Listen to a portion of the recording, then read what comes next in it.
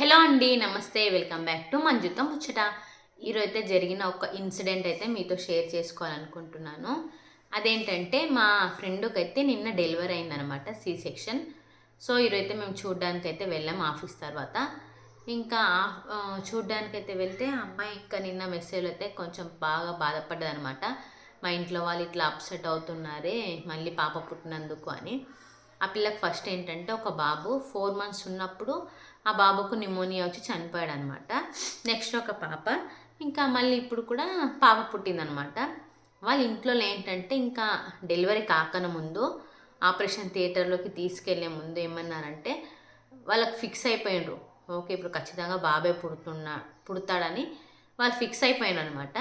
ఇంకా ఆపరేషన్ థియేటర్లోకి తీసుకెళ్లే ముందు పిల్లలు కానట్టు ఆపరేషన్ చేయాలా అని డాక్టర్ గారు అడిగితే, చేసేయండి, ఎవ్వరు పుట్టినా పర్లేదు, ఆపరేషన్ చేసేసేయండి అని అన్నారంట. ఓకే, ఇంకా తీసుకెళ్ళిన తర్వాత మీకు పాప పుట్టిందని చెప్తే, ఆపరేషన్ చేయకండి, అప్పుడే మేము ఇంకొకరిని చూస్తాము అని ఆన్ ది స్పాట్ అయితే డెసిషన్ చేంజ్ చేసుకున్నారంట. ఇంకా అమ్మ అయితే చాలా ఫీల్ అవుతుంది. నేను ముగ్గురు నేను ఎట్లా మేనేజ్ చేసుకోవాలన్నట్టయితే చాలా బాధపడుతుంది. ఇంకా ఆ అమ్మాయి పక్కన ఉన్న అమ్మాయి పరిస్థితి అయితే మరీ ఘోరం. ఆ అమ్మాయికి ఫస్ట్ పాప అంట, మళ్ళీ ఇప్పుడు సి సెక్షన్ అయింది, మళ్ళీ పాపే పుట్టింది. ఆ అమ్మాయి అయితే అసలు కనీసం కూతుర్ని కూడా చూడకుండా నైట్ అంతా వెక్కి వెక్కి ఏడుస్తుందంట. నేను మా అత్తకు మా మామకు నేనేమని చెప్పాలి, మా ఆయనకు నేనేమని చెప్పాలి అని భయపడుతుందంట. వాళ్ళు ఏమంటారో, మళ్ళీ బిడ్డనే పుట్టింది, వాళ్ళు నన్ను ఏమంటారో ఏమని మస్తు అసలు ఏడుస్తుందంట నైట్ అంతా. మా ఫ్రెండ్ అయితే అన్నదనమాట, చూడామె అయితే రాత్రి అంతా ఏడుస్తూనే ఉంది మళ్ళీ బిడ్డ పుట్టినందుకు అని అంటుంది. ఇంకా వాళ్ళ అమ్మ వచ్చి ఓదార్చిందంట, దేవుడిచ్చిందమ్మా, మనమేం చేస్తాం, నాకు మీరు ముగ్గురు బిడ్డలు పుట్టలేరా, నేను అట్టనే చేసిన, ఏం కాదు, నేను చెప్తానులే, నువ్వు అంతా ఏడవద్దని చెప్తే కూడా ఆ అమ్మాయి భయంతో అట్లనే ఏడుస్తూనే ఉందంట.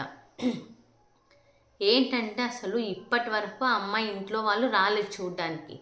అసలు సమాజము ఇంత ముందుకు పోతున్నా కూడా ఈ అబ్బాయి అమ్మాయి డిఫరెన్స్ అనేది మాత్రం అసలు ఇంకా తగ్గడం లేదు.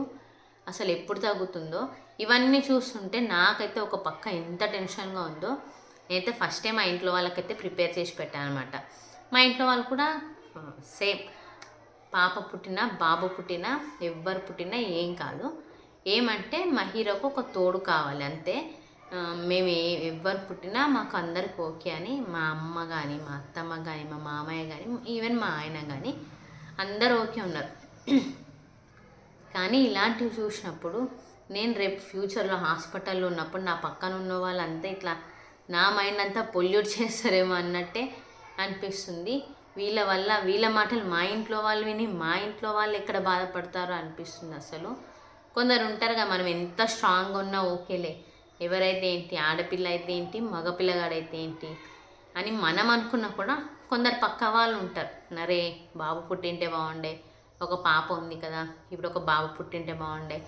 ఇలాంటి వాళ్ళ వల్ల ఏమవుతుందంటే ఇక్కడ పాజిటివ్ మైండ్ సెట్ దగ్గర ఉన్న వాళ్ళు కూడా వాళ్ళు చెప్పిన మాటలు పదే పదే పదే వినడం వల్ల, అరే అవును కదా, ఒక బాబు పుట్టింటే బాగుండే కదా అన్న ఫీలింగ్ వీళ్ళకి కూడా వచ్చేస్తుంది అనమాట. నాకైతే ఈరోజు అక్కడ హాస్పిటల్కి పోయిన తర్వాత అవన్నీ సిచ్యువేషన్స్ చూస్తే వామ్మో, రేపు ఇంకొక 3 మంత్స్ అయితే నా డెలివరీ ఉంది, నా డెలివరీ అప్పుడు సిచ్యువేషన్ ఎట్లా ఉంటుందో అన్నట్టే అనిపిస్తుంది అసలు. మా అత్తమ్మ అయితే చెప్పిందనమాట, ఎవరన్నా పుట్టని, బానికి ఒక తోడు కావాలి. మా అమ్మ కూడా ఎవరన్నా పుట్టనమ్మా అని అన్నది. సో అలా నేనైతే ప్రస్తుతానికైతే ఒక మంచి పాజిటివ్ మైండ్ దగ్గరనే ఉన్నా. కానీ ఇలాంటివన్నీ చూస్తే మాత్రం చాలా టెన్షన్గా ఉంది. నేను ఈరోజు మా ఫ్రెండ్ వాళ్ళ అత్తమ్మకు కూడా చెప్పిన, ఆంటీ ఏమవుతుండే ఆపరేషన్ చేయించింటే ఎవరైతే ఏమవుతుందంటే, అవునమ్మా మేము కూడా చేపిద్దామని అనుకున్నాం, కానీ ఆడపిల్ల పుట్టే కదా, ఇంకొకరు ఉండాలి కదా, ఒక మగ పిల్లగాడని ఉండాలి కదా అని అంటుంది. ఇంకా అట్లా అనుకునే వాళ్ళ మైండ్ని మనం అయితే మార్చలేము, ఎంత ఉన్నా ఇంకా ఆ దేవుడి దయ. ఇంకా నెక్స్ట్ కూడా మళ్ళీ ఆడపిల్ల పుడితే ఏంటి పరిస్థితి, ఓకే మళ్ళీ మూడో ఛాయిస్ ఇస్తారు, నెక్స్ట్ ఆడపిల్ల పుడితే అప్పుడేంటి అసలు పరిస్థితి. కాబట్టి అంత రిస్క్ అస్సలు చేయకండి. ఒకవేళ ఒక ఆడపిల్ల పుట్టినా నెక్స్ట్ టైం ఒక మగపిల్లడు పుడితే హ్యాపీ, లేదు ఆడపిల్లే పుట్టింది చాలు, ఇంతటితో చాలు చేయండి అసలు. ఎందుకు మళ్ళీ థర్డ్ వరకు వెయిట్ చేయడం, మళ్ళీ థర్డ్ పుడితే మళ్ళీ అప్పుడు బాధపడడం. ఆ ముగ్గురు కన్నా ఇద్దరు బెటర్ కదా. ఈ జనరేషన్లో ఇద్దరిని పోషించడం అంటే చాలా కష్టం. అది అమ్మాయి అయినా సరే అబ్బాయి అయినా సరే ఇద్దరిని పోషించడం అంటే చాలా కష్టం.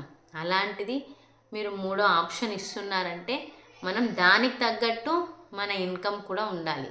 ఒకప్పుడు పెంచిండ్రు, ముగ్గురిని పెంచిండ్రు, నలుగురిని పెంచిండ్రు, 5 మందిని పెంచిండ్రు. కానీ అప్పట్లాగా ఇప్పుడు లేదు జనరేషన్. తల్లిదండ్రులు ఏమంటే ఒకరిని చూసి ఇంకొకరు పోటీ పడి వాళ్ళ పిల్లలకు ఏవైనా కావాలంటే ఆన్ ది స్పాట్ తెచ్చిస్తున్నారు. అరే నా పిల్లలు వేరే వాళ్ళతో తక్కువ కావద్దు, నా పిల్లలు వాళ్ళకన్నా తక్కువ ఉండొద్దని అప్పు చేసి మరీ వాళ్ళకి పెడుతున్నారు. మనం ముగ్గురు పిల్లల్ని కనాలి అని డెసిషన్ తీసుకున్నప్పుడు ఆ ముగ్గురు పిల్లలకి తగ్గట్టు మన సంపాదన కూడా ఉండాలి. ఒకప్పుడు ఇవన్నీ ఇంత పోటీ ప్రపంచం ఒకప్పుడు లేదు. అంతదాకా ఎందుకు, మా అమ్మ కూడా మేము నలుగురం, మమ్మల్ని అసలు ఎక్కడ పెంచిందో తెలియదు. ఇప్పుడు ప్రస్తుతం ఒక పాప, ఆ పాపకే మాకు ఎంతో మెయింటెనెన్స్ అవుతుంది. సో ఒక పాప ఒక బాబు ఉంటే ఓకే, లేదు మాకు 2 పాపలు ఉన్నారు అయినా ఓకే. అమ్మాయిలు అసలు దేంట్లో తక్కువ ఉన్నారు ఇప్పుడు అబ్బాయిల కన్నా? ప్రతి రంగంలో అమ్మాయిలు ముందున్నారు. ఈవెన్ రేపు మనకి ఏమైనా మనల్ని చూసేది ఒక కొడుకు కన్నా ఒక కూతురే మనల్ని చూసుకునేదంటే, రేపటి నాడు మనకి ఏమన్నా అయితే కూడా మన దగ్గర వచ్చి ఏడ్చేది కూడా మన కూతురు. అరే మా తల్లికి ఇట్లా అయింది కదా, మా తండ్రికి ఇట్లా అయింది కదా అని బాధపడేది వారే. అబ్బాయిలు బాధపడరని నేను అనను, వాళ్ళు కూడా బాధపడతారు. కానీ అమ్మాయికి ఉన్నంత కన్సర్న్ అబ్బాయికి ఉండదు. సో ఎంతో అదృష్టం చేసుకుంటేనే మన ఇంటికి మహాలక్ష్మి అనేది వస్తుంది. అలాంటి ఆడబిడ్డలను చిన్న చూపు చూడకండి. నీకు ఆ దేవుడు 2 అమ్మాయిలను ఇస్తున్నారంటే ఆ అమ్మాయిలను పెంచే శక్తి నీకుందనే 2 అమ్మాయిలను ఇస్తున్నారు. నువ్వు ఆ పిల్లల్ని మంచిగా చూసుకుంటున్నావు అనే నమ్మకం ఆ దేవుడికి ఉంది కాబట్టి నీకు 2 అమ్మాయిలను ఇస్తున్నారు. అంతేకాని మాకు అమ్మాయిలు పుట్టిండ్రు కదా అని వేరే వాళ్ళు మమ్మల్ని చూసి జాలి పడతారేమో, మేము ఇద్దరు మాకు అమ్మాయిలే కదా, మా వంశాన్ని ఎవరు ఉద్ధరిస్తారు, ఇలాంటి ఆలోచనలు ఏమి అస్సలు పెట్టుకోకండి. లోకులు కాకులు వాళ్ళు ఎన్నో మాటలు అంటుంటారు. మన పిల్లల్ని పోషించేది మనమే. ఫ్యూచర్లో మనకు అబ్బాయి పుట్టినా వాళ్ళని పోషించేది మనమే. పోనీ జీవితాంతం అబ్బాయి మనతో ఉంటాడా అంటే అస్సలు ఉండడు. మనం ఒక అమ్మాయిని పెళ్లి చేసి ఎలా అయితే అత్తగారింటికి పంపిస్తామో, ఒక అబ్బాయికి కూడా పెళ్ళైన తర్వాత తన భార్యను తీసుకొని సపరేటే వెళ్తాడు. ఇద్దరికి ఏంటి డిఫరెన్సు? ఎందుకు ఇంత డిఫరెన్స్? అసలు 2 అమ్మాయిలు ఉన్నారని బాధపడే తల్లిదండ్రులు ఒక్కసారి పిల్లలు లేని పేరెంట్స్ని చూడండి, వాళ్ళు ఎంత బాధపడుతున్నారో. చాలా దేవుడా మాకు అమ్మాయి అయినా పర్లేదు, ఎవరినో ఒకరిని ఇవ్వండి అని రోజు ఎన్నో గుడులకు గోపురాలకు తిరిగే వాళ్ళని చూడండి. అలాంటి వారిని చూసి అర్థమవుతుంది అసలు పిల్లలు లేని వారికన్నా మనం ఎంతో మంచి స్థానంలో ఉన్నామని తెలుస్తుంది. ఇది నా తరపు నుంచి ఒక చిన్న విజ్ఞప్తి అనుకోండి.